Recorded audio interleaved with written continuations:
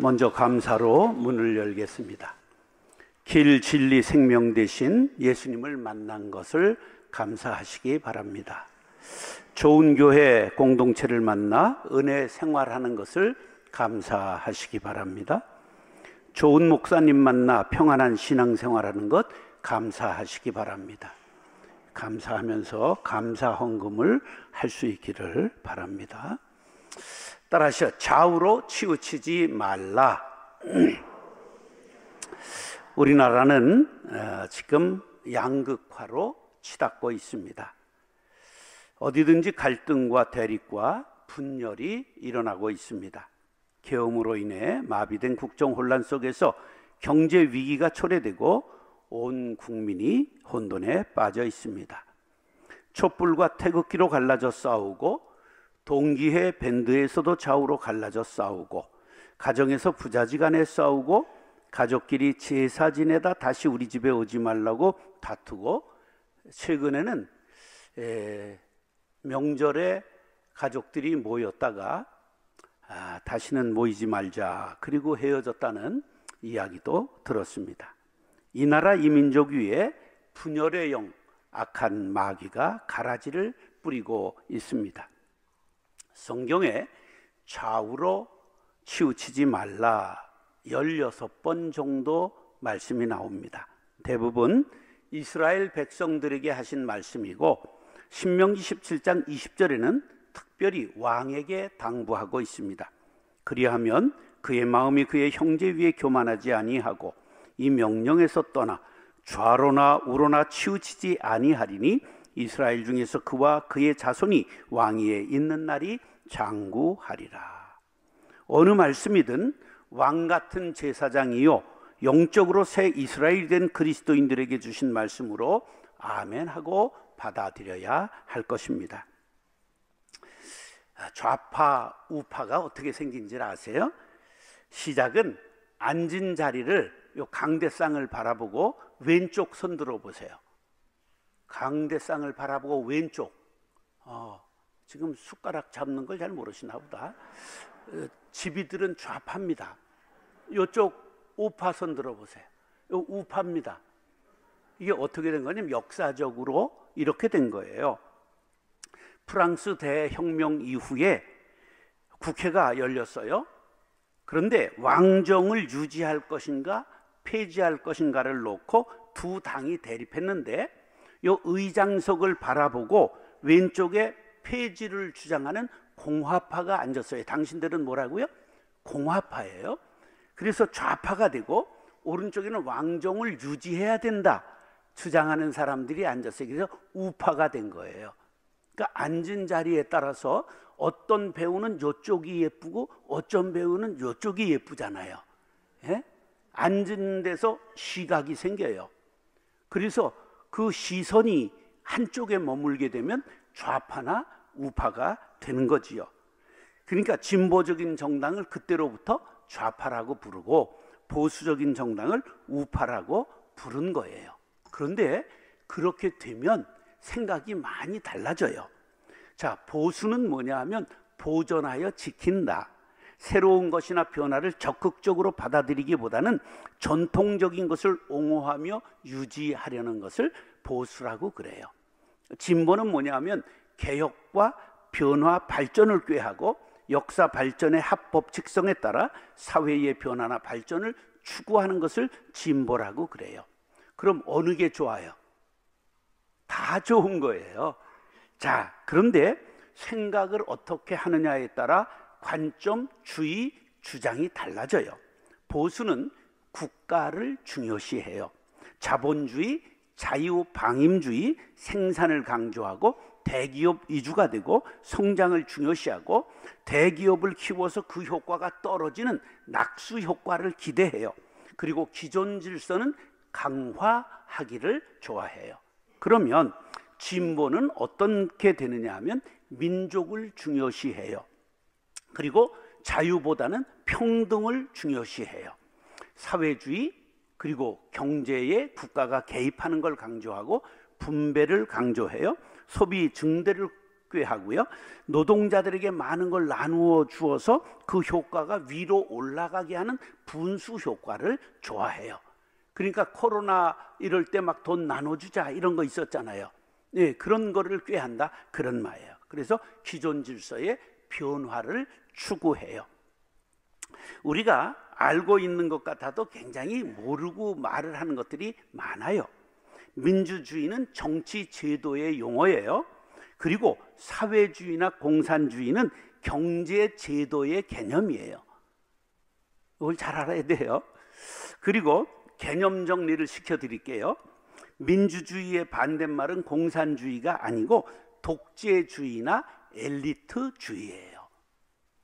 따라서 공산주의의 반대말은 민주주의가 아니라 자본주의예요. 사회주의의 반대말은 개인주의예요. 그러니까 이게 용어를 정확하게 우리가 알고 쓰지는 않는다. 그런 걸 생각해 볼 수 있어요. 인간은 완전하지 못하기 때문에 세상을 살아가면서 자연히 한쪽에 치우치게 마련입니다. 그럴지라도 상대방을 적대시하거나 타도해야 될 대상으로 생각하고 싸우면 안 되지요. 자, 새는 두 날개가 있어야 하늘을 날 수 있어요.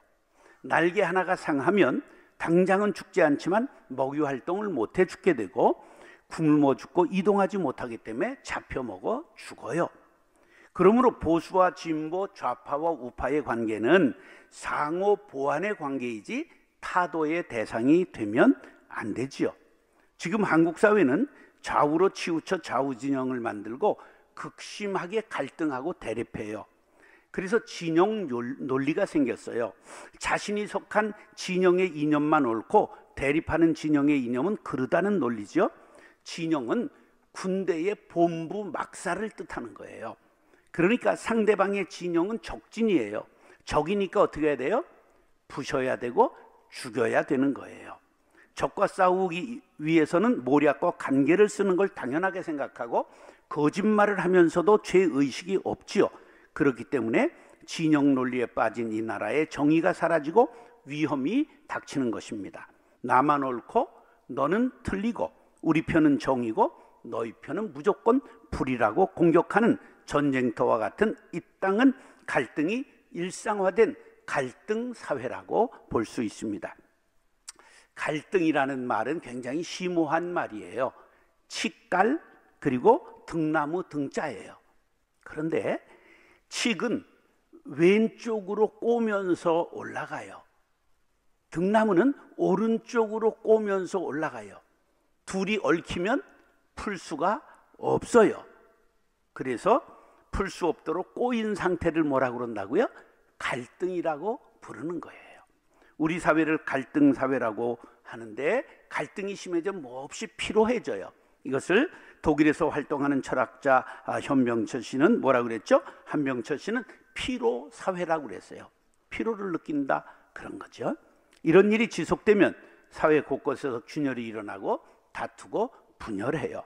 나라와 나라가 싸우는 것은 본래 그렇다 쳐도 형제와 가족과 동창이 싸우고 친구가 싸우다 보면 그 싸움이 어디로 오죠? 교회 안으로 들어와요. 교회 강단에서는 갈등을 일으킬 소지가 있는 정치적인 말은 하지 않는 게 정답이지요. 여러분 목사님 잘 만난 줄 아세요. 반기독교적인 정치 행위를 하는 독재자나 정당이 일어날 경우 잠잠해서는 안 되겠지만 그 외에는 치우치는 말, 오해의 소지가 있는 정치적인 말을 하지 않아야 합니다. 마찬가지로 성도들도 정치적인 견해를 교회로 끌어들어오거나 주장하다 갈등하면 안 됩니다. 그래서 여러분들 소그룹 하다가 뭐 이런 정치적인 얘기 나오면 어떻게 해야 될까? 밥 먹읍시다. 그렇게 끊으시기 바랍니다. 사랑하는 형제 자매 여러분, 앞으로 교회는 정치적 이념으로 갈등하는 일이 없도록 우리 모두가 좌우로 치우치지 않고 거룩한 교회를 지킬 수 있게 되기를 간절히 바랍니다. 나아가 세상을 화목하게 하는 평화의 사도로 살아갈 수 있게 되기를 예수님의 이름으로 축원합니다. 따라서 치우치는 것을 조심합시다. 성경은 치우치는 것을 매우 경계하지요.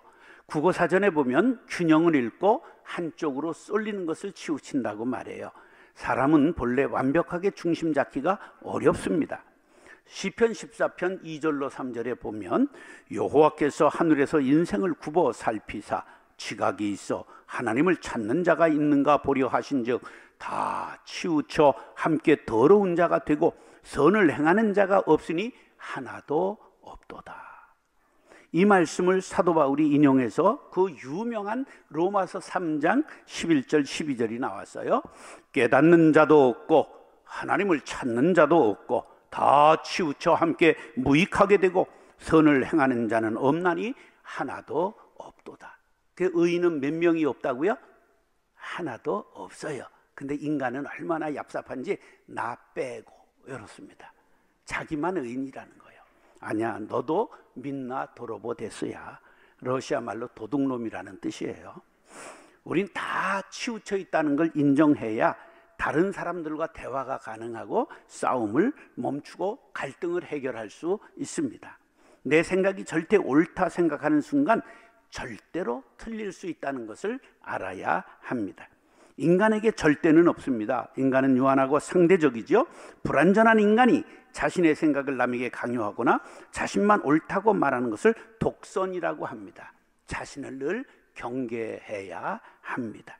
그리고 그 기준을 하나님의 말씀에서 찾아야 합니다. 신명기 28장은 복과 저주의 장이지요. 1절부터 14절 오늘 본문은 복에 대해 말씀합니다. 15절로부터 68절은 저주에 대해 말씀하지요. 그런데 복에 관해 말씀하고 있는 내용을 살펴보면 전제 조건이 있어요. 1절과 14절 여기 두 갈식으로 양쪽에서 묶었는데 1절에 보면 네가 네 하나님 여호와의 말씀을 삼가 듣고 내가 오늘 네게 명령하는 그의 모든 명령을 지켜 행하면, 면이라고 하는 건 냉면, 짜장면 이게 아니에요. 면은 조건절이에요. 지키면 복을 주신다는 거예요. 네 하나님 여호와께서 너를 세계 모든 민족 위에 뛰어나게 하실 것이라. 할렐루야. 하나님의 말씀을 듣고 지키면 복을 주겠다 약속하셨습니다. 그런데 14절에 다시 한번 부가 조건을 붙였어요. 내가 오늘 너희에게 명령하는 그 말씀을 떠나 좌로나 우로나 치우치지 아니하고 다른 신을 따라 섬기지 아니하면 이와 같으리라. 좌로나 우로나 치우치지 아니면 복을 주시겠다는 약속인데 몇 가지 복을 찾았나? 14가지를 찾았습니다. 1절에 모든 민족 위에 뛰어나게 하신다. 두 번째, 성읍에서도 들에서도 복을 받는다. 자녀들이 복을 받는다. 토지가 복을 받는다. 가축이 복을 받는다. 곡식이 넘치는 복을 받는다. 들어가도 복을 받고 나가도 복을 받는다. 적을 물리치는 복을 받는다. 행하는 모든 사업이 복을 받는다. 거룩한 백성이 되는 복을 받는다. 주변 사람들이 두려워하는 복을 받는다. 하늘과 땅의 복을 받는다. 구워주는 복을 받는다. 높여주시는 복을 받는다고 14가지 복을 찾아보았습니다. 배가 사람들이 탈 때 한쪽으로만 쏠리면 침몰하지요. 국가와 가정과 교회는 모두 다 한 배에 탄 공동 운명체임을 알아야 합니다. 한쪽으로 치우치면 망합니다. 좌측 우측이 틀린 것이 아니라 필요한 것입니다. 저가 있으므로 내가 있음을 알아야 합니다. 양날개가 함께 공존할 때 높이 나는 새가 되고 멀리 가는 친구가 됨을 알아야 합니다. 피차 서로 물고 먹으면 피차 멸망할까 조심하라. 갈라디아서 5장 15절 말씀입니다. 독단으로 치닫는 사람을 볼 때 비난하고 정죄하기보다는 바로잡기 위해 노력하고 그래도 말을 안 들을 때는 자신을 돌아보고 근신하는 신앙의 바른 자세를 갖게 되시기 바랍니다. 프란치스코의 유명한 찬양이 있죠. 주여 나를 평화의 도구로 써 주소서. 미움이 있는 곳에 사랑을, 상처가 있는 곳에 용서를, 분열이 있는 곳에 일치를, 의혹이 있는 곳에 믿음을 심게 하소서.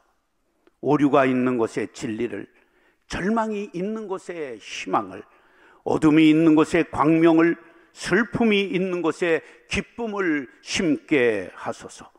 위로받기보다는 위로하며, 이해받기보다는 이해하며, 사랑받기보다는 사랑하며, 주님을 온전히 믿음으로 영생을 얻기 때문이니 주여 나를 평화의 도구로 써 주소서.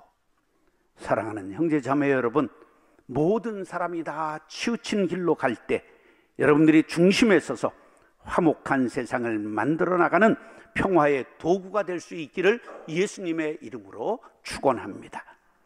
따라서 균형을 잡아야 합니다.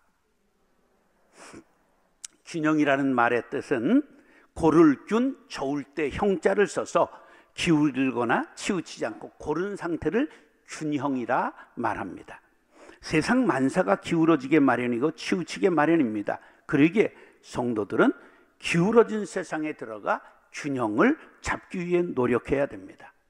큰 배가 바다로 나갈 때 배 밑바닥에 물을 넣는다는 걸 아십니까? 그걸 평형수라고 말합니다.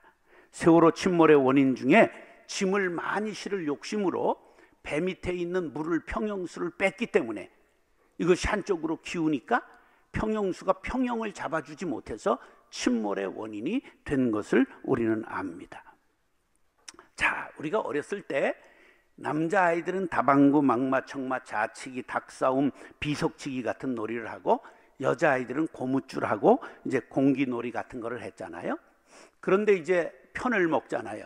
편을 먹을 때 가위바위보도 하고 댄치도 했죠. 예? 기울어도 편 먹기 이런 거 해봤어요? 뭐 안 한 것들이 인생을 어떻게 알겠어요? 이런 것도 해보고 그래야지. 근데 이제 편을 가르고 보면 한쪽에 잘하는 애들이 쏠릴 때가 있어요.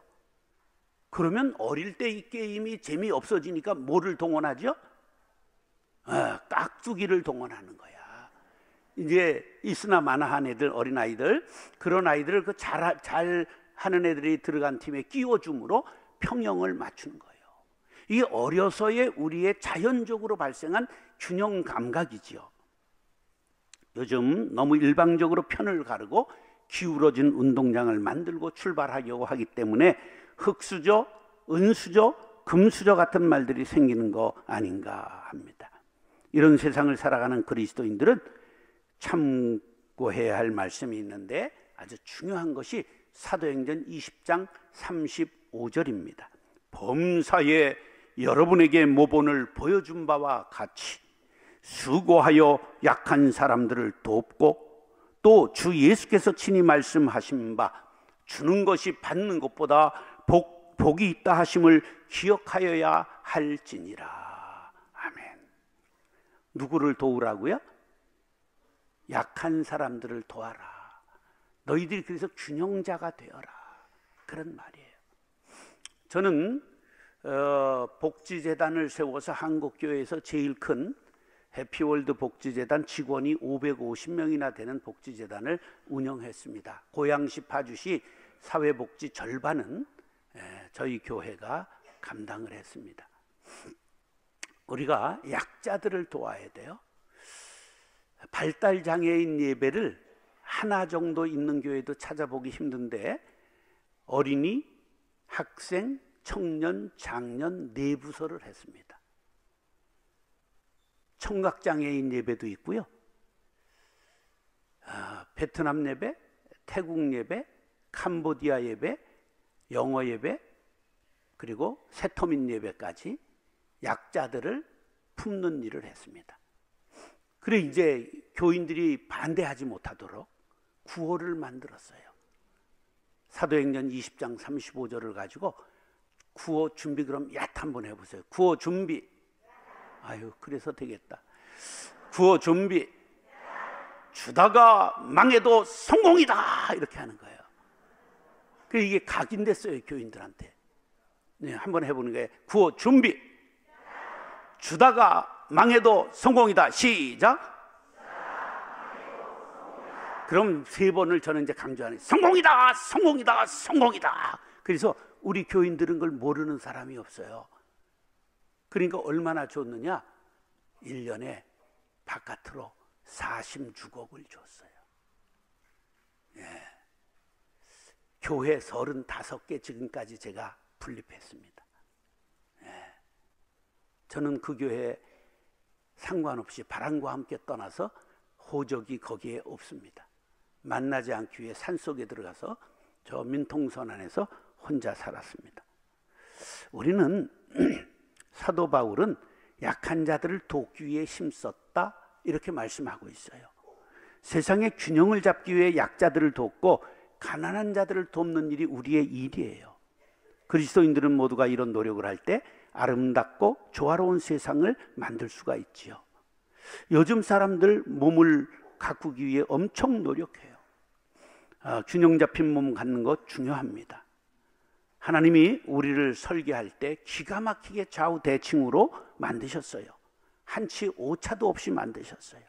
그런데 잘못된 습관으로 인해서 척추가 비뚤어지고 어깨가 올라가고 기울어집니다. 균형이 뒤틀어지고 근육이 뒤틀리고 몸이 아프게 됩니다. 시간과 돈과 물질을 들여 치료해야 되지요. 그 다음에 몸의 균형 맞지 않게 마음의 균형이 중요합니다. 일 중독에 걸려 휴식이 없는 사람은 성격도 날카로워지고 생활의 리듬이 깨지게 됩니다. 일과 휴식이 조화를 이루고 인간관계가 원만해지도록 마음의 평안을 힘써야 됩니다. 몸을 쓰는 직업을 가진 사람은 정적인 취미를 가져야 되고 머리를 쓰는 직업을 가진 사람은 동적인 취미를 갖는 것이 마음의 균형을 잡는 데 도움이 됩니다. 이것을 워라벨이라고 말하죠. 일과 개인의 삶 사이에 균형을 이루는 삶을 뜻하는 것이죠.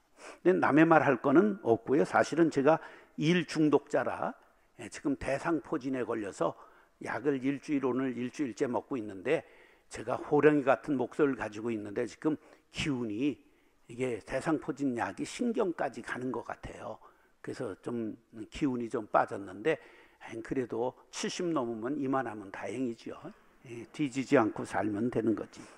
근데 이제 일을 줄이라는 신호인 줄 알고 줄이려고 노력을 하고 있습니다. 우리 그리스도인들에게는 몸, 마음 못지않게 영혼의 균형이 중요합니다. 하나님의 말씀을 묵상하고 기도하고 그것을 실천하고 봉사하고 구제해야 됩니다. 그리고 선교하는 삶을 영적 균형이라고 말합니다. 수많은 그리스도인들이 말씀을 듣는데 그냥 봉사와 구제, 선교적 삶을 사는데 소홀하기 때문에 영적 비만에 걸려서 목사들의 조둥아리만 천국을 가고 교인들의 귀때기만 천국을 가더라 이런 소리가 들려옵니다. 듣고 배웠으면 반드시 실천해야 건강해지고 성숙해집니다. 사도행전 28장 19절로 20절 그러므로 너희는 가서 모든 민족을 제자로 삼아 아버지와 아들과 성령의 이름으로 세례를 베풀고 내가 너희에게 분부한 모든 것을 가르쳐 지키게 하라. 볼지어다 내가 세상 끝날까지 너희와 항상 함께 있으리라. 할렐루야. 네 가지 동사가 나와요. 가라, 제자 삼아라, 세례를 베풀라, 가르쳐 지키게 하라. 신앙의 마지막 단계는 동사적 신앙을 갖는 것입니다. 행동하지 않는 지성은 지식 노름에 불과하고 행동하지 않는 신앙은 거짓된 믿음이 됩니다. 야고보서 2장 14절로 17절 내 형제들아 만일 사람이 믿음이 있노라 하고 행함이 없으면 무슨 유익이 있으리요. 그 믿음이 능히 너를 구원하겠느냐. 만일 형제나 자매가 헐벗고 일용할 양식이 없는데 너희 중에 누구든지 그에게 이르되 평안히 가라, 덥게 하라, 배부르게 하라 하며 그 몸에 쓸 것을 주지 아니면 무슨 유익이 있으리요. 이와 같이 행함이 없는 믿음은 그 자체가 죽은 것이니라. 하나님을 만난 사람은 땅으로 내려와야 합니다. 마태복음 7장에 보면 베드로가 이제 예수님과 함께 그 변화산에 올라갔습니다. 그런데 베드로, 야고보, 요한이 보니 예수님이 기도하다 얼굴이 해같이 빛나며 옷이 밝은 해같이 빛났습니다. 그때에 모세와 엘리야가 나타나서 예수님과 더불어 이야기하는 것을 본 베드로가 놀랐습니다. 황홀했습니다. 주여, 여기에다가 초막셋을 짓고 살기를 원합니다. 그러나 예수님은 아래로 가자 그리고 산으로 아래로 내려오셨습니다. 예수 안에서 하늘과 땅이 만나야 합니다. 기도한 다음에는 행동으로 이어질 때 균형 잡힌 신앙인이 되는 것입니다.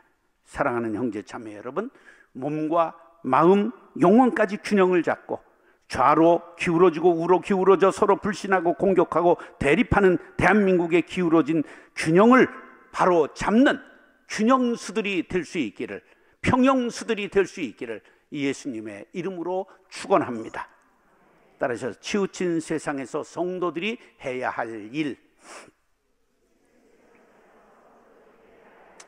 먼저 화목해하는 사명을 감당해야 합니다.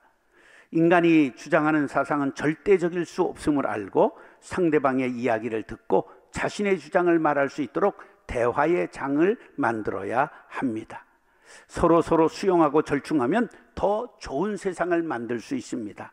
대화와 타협을 하지 않고 타도를 외치면 안 됩니다.